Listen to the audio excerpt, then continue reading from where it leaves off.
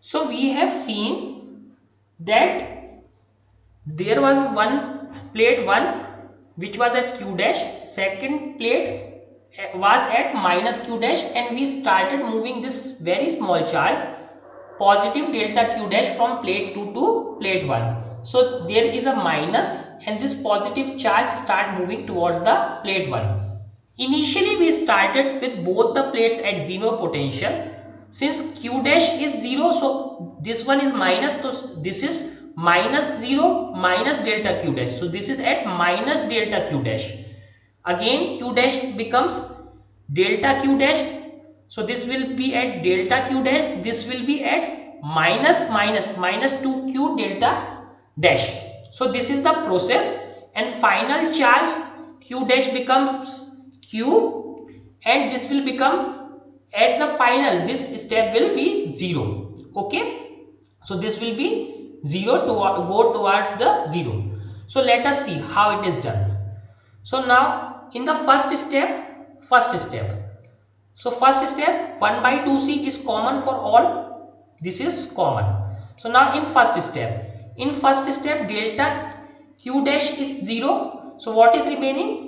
Delta, this q dash is 0, this goes to 0, and this is delta q dash square, and this is also 0. So here we got the first term. Now for second term, let us see what happens for the second term. This 1 by 2c is in the common, this is again common. Now let us see this second term. So q dash, so q dash is again delta q, so delta q plus delta q, 2 delta q square, and this q dash is delta q, so minus delta q square. So here we get the second term. Now for third term, this q dash is 2 delta q dash, because now 2 packets of charge has been transferred. So 2q dash plus q dash is 3q dash square, and this term is q dash is minus, there is minus always, and this q dash is 2q dash. Similarly we can have a third or we can say fourth term. So what would be the fourth term? Let us write fourth term on our own. So fourth term would be plus the, let me write it here, fourth term. So fourth term will be, so for fourth term this q dash is 3 delta q dash, because now 3 packets have been transferred. So 3 plus 1, so 4 delta q dash square. So this is again square minus this q dash square is 3 delta q dash. Okay, and square of this. Now so and so on. So we will keep on adding the terms.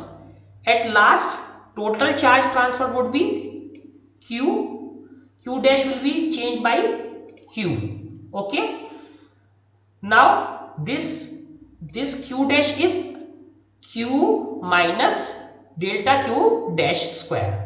So there will be no further charge transfer. This last value for this q dash is q. So q dash is q, and there will be no further charge transferred, and this q dash is q minus delta q square. This is the last packet. When this last packet will be transferred, this will become q, and this will be minus q. So this is for the last packet. Now let us see what will happen. This first term, let me remove these things. If you see, this first term is cancelled by this term. This first term of the second term is cancelled by second term of third. First term of third term is cancelled by second term of fourth, and so on, and this term, second term of last term, will also cancelled by just term before, just this. So what we left with 1 by 2c, which is here, and this final term q square, and all other terms will go into 0. All other terms will go into 0. how these terms will cancel each other. All other terms will cancel each other, only this last term is remaining. This last term will also cancelled by some other term before this. Now let us move all these things.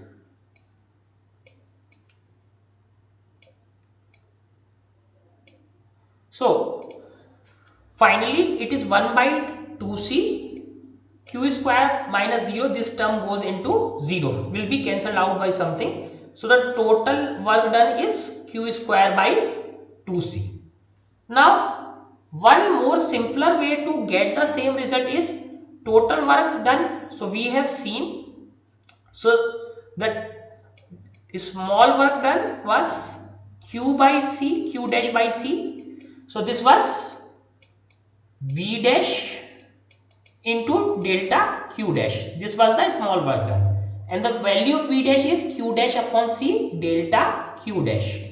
Now this small work done, let us integrate. So total work done is integration of this and integration of this as well, q dash upon c delta q dash. From where? From 0 to q.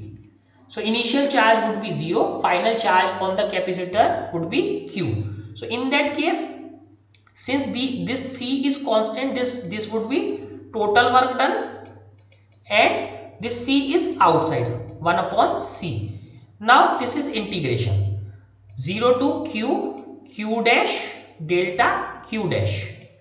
So what will happen? So integration of any number is this kind of any variable is simply q dash square upon 2. So work done is equal to 1 by c q dash square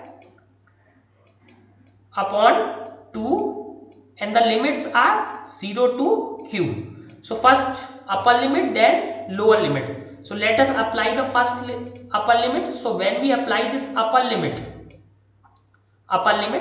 so this will be simply q square, this will be simply q square, and second term is 0. So again this is w is equal to q square upon 2c, q square upon 2c. So in a way, using the integration method, we have easily reached at the same result.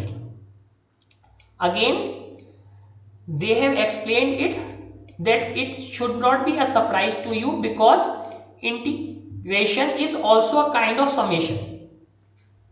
This is not surprising, since integration is nothing but summation of a large number of small terms.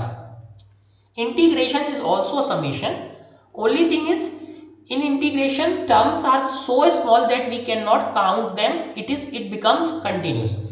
In summation, the terms are not that small, we can count them and they are discrete. So now this is the work done, q square by 2c, and this is the work done which will be stored in form of an energy. So since the electrostatic force is conservative, this work is stored in form of potential energy of the system.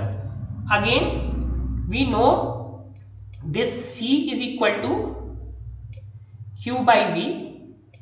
Okay, so q by v. So let us put these formulae. So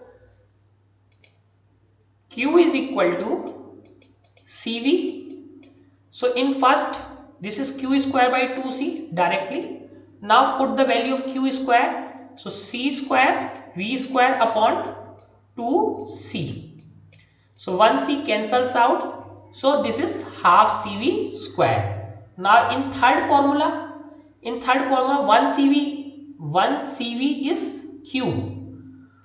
Q is equal to cv. Let us put 1 cv is equal to q.